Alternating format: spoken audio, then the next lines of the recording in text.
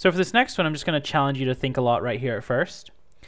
Tomorrow in class, I'm going to give you a bunch of situations, and I'm going to ask you to draw the kinetic, potential, and total energy for each one.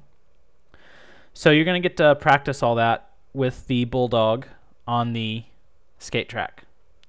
What I want you to do is draw one graph that has what you think his potential energy will be as he starts here, moves up here, so he goes down and back up, what you think his kinetic energy will be, and what you think his total energy will be. To make things easier, I am once again going to set, see if I can get this to work. Come on, here we go. I'm going to set the bottom of the skate ramp as 0, so the computer treats that as height equals 0. So I want you to draw all three graphs at once, kinetic, potential, total. So pause the video, pause the video, draw all three on one graph, kinetic, potential, and total, just like the computer's been doing so far. Okay, hopefully you've drawn that. If not, you want to, because you need some practice before coming into class tomorrow. Now let's find out if you're right.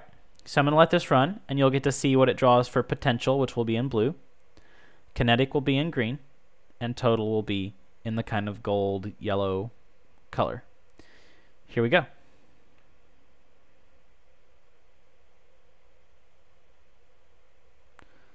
Let's zoom this in a bit, because that's hard to see.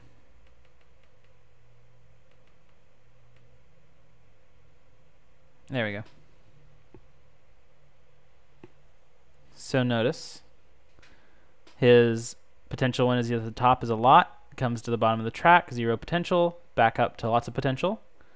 His kinetic when he's at the bottom of the track is high. When he gets up high, he has low kinetic.